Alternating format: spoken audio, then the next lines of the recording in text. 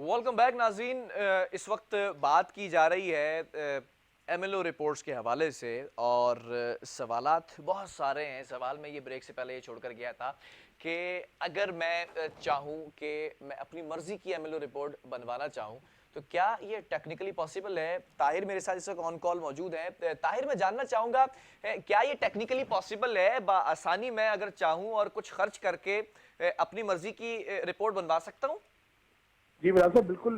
Non Kock और Kock की अलग अलग रेट्स हैं कराची के तीनों बड़े सरकारी अस्पतालों में। वहाँ लोग बैठे हुए हैं। आप जिस तरह चाहें तीन तमाम तैनात एमएलओ से एक जो हादसातन रिपोर्ट है उसे कॉक करा सकते हैं और एक वाकयातन रिपोर्ट है उसे नॉन कॉक करा सकते हैं। इस तरह के अनगढ़ंत वाकयात हैं और क्या मामूल के बात है मुताबिक ताहिर, मतलब अपनी मर्जी चल रही है इनकी, जिसे चाहे ये जैसी भी रिपोर्ट दे दें। बिल्कुल आज का नहीं है बिला साहब, ये बहुत अरसा दराज से, क्योंकि चेक एंड बैलेंस नहीं है। अगर किसी झगड़ा होता है दो फरीकैन के दरमियान और अगर एक ताल्लुकात पर याफ्ता शख्स है वो बआसानी तीनों अस्पतालों में से कहीं भी जाता है और वो एक मामूली चोट को है वो कॉक करा के उसके खिलाफ मुकदमा दर्ज करा देता है। बहुत आसान साल है। पुलिस क्योंकि जो इब्तदाई एमएलओ रिपोर्ट होती है उसके बाद कानूनी कार्रवाई का इरादा रखती है, तो खास तौर पर सियासी जो जमातें हैं वो इसमें एमएलए को भरपूर तरीके से इस्तेमाल करती है क्योंकि उनकी ईमा पर तैनातियां होती रही हैं। पुलिस उनके मातहत है।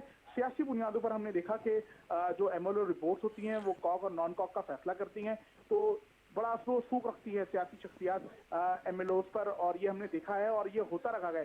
मामूली सर की चोट को जो है वो एमएलए रिपोर्ट में जो है वो एक बड़ा वाकया लिख दिया जाता है, जिसके बाद दूसरे फरीक के खिलाफ फौरन पुलिस हरकत में आ जाती है और कानूनी कार्रवाई हो जाती है। जब बोर्ड बैठता है, बोर्ड फैसला करता है तो उस एमएलए रिपोर्ट को जो है वो गैर कानूनी करार देकर उसे फारिग कर देता है जाली रिपोर्ट के। लेकिन उनके खिलाफ मेडिको लीगल जो अफसर है उसके खिलाफ कोई कानूनी कार्रवाई हमने कुछ ऐसी कोई नहीं देखी कि आया जिसने कभी एक जाली रिपोर्ट बनाई हो और वो आइंदा शहर में तैनात ना हुआ हो। ऐसा जरूर हुआ है कि सिविल से आपको हटाकर जिना अस्पताल तैनात कर दिया जाएगा, जिना अस्पताल से आपका तबादला करके आपको अब बाकी अस्पताल तैनात कर दिया जाएगा। लेकिन कोई किसी को आज तक हमने निशाने इबरत नहीं बनाया ताकि ऐसे वाकयात की रोकथाम हो सके। ठीक है ताहिर, शाहीन आपकी तरफ आऊँगा। अब एक लास्ट कमेंट भी इस पर चाहूँगा कि सवाल ये है कि जैसे ताहिर ने एक तरफ रोशनी डाली कि मैं चाहूँ अपनी मर्जी की रिपोर्ट बना सकता हूँ। ये इतना हसास इदारा है हम पढ़ते हैं क्रिमिनोलॉजी के अंदर भी कि फॉरेंसिक की कितनी अहमियत है और ये जो डिपार्टमेंट है इस पर ही सारी इन्वेस्टिगेशन का दारोमदार होता है। जब डेड बॉडी सामने होती है तो कैसे मर्डर हुआ, कैसे इसकी मौत वाक़ई हुई। अब ये सारी बेज़ाब्तगियाँ, आपने रामेश का जिक्र किया कि बगैर उसको हिस्टोपैथोलॉजी भेजे किस तरह से रिपोर्ट आ गई, ये क्या चल रहा है यहाँ पर? देखिए, एक रामेश का केस नहीं है, सोराबगोड का केस है। सोराबगोड थाने से एक लॉकअप की एक डेड बॉडी लाई जाती है। उसके बाद बोर्ड बनता है, उसमें डॉक्टर राजेंद्र कुमार और डॉक्टर सुमैया बोर्ड करती हैं, ठीक है। पोस्टमार्टम अभी नहीं हुआ, पुलिस वाले मौजूद हैं वहाँ पर, एसएचओ और आईओ वगैरह, उनको अंदर नहीं जाने दिया जाता। बॉडी अच्छा, जो डॉक्टर राजेंद्र कुमार हैं वो लवाहिकीन से बातचीत कर रहे हैं, हालांकि उनका वो लवाहिकीन से बातचीत नहीं कर सकते, ठीक है।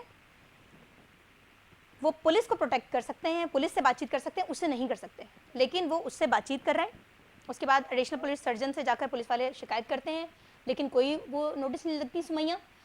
उसके बाद अंदर पोस्टमार्टम होता है। पोस्टमार्टम होने के बाद गर्दन की हड्डी टूट जाती है।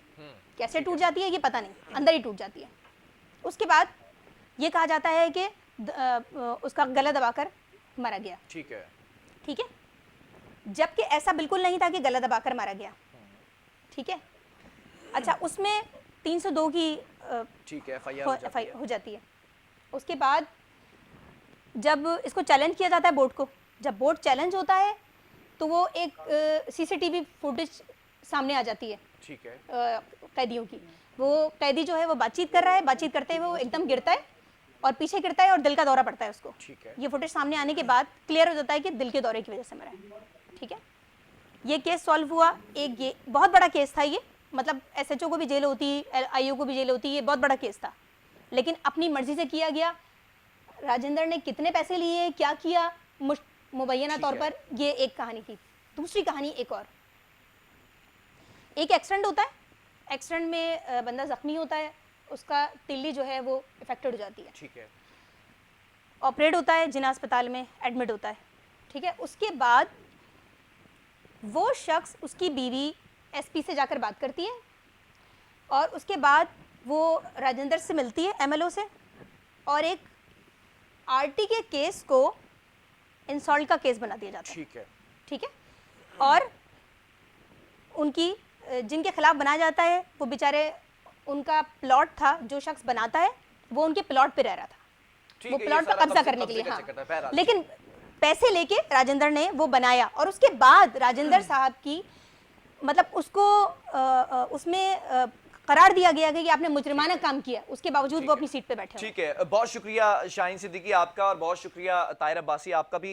सम अप करने का टाइम हो चुका है क्योंकि कुछ कम घड़ियां रह चुकी हैं, लम्हात रह चुके हैं। नाज़रीन, एक बड़ा अच्छा सर्कल है कि आपका किसी से झगड़ा होता है ज़ाती तौर पर, आप पुलिस थाने जाते हैं, पुलिस स्टेशन जाने के बाद आपकी अगर असर और रसूख है तो आप अपना एमएलओ करा लेते हैं। जैसे कि बताया ताहिर ने कि सर पे लगी हल्की सी चोट को आप सर फाड़ना भी करार दे सकते हैं, जिसके बाद थाना जो है वो पाबंद हो जाता है कि एफआईआर काटी जाए, रात भर रखा जाए, सुबह मजिस्ट्रेट के पास पेश किया जाए।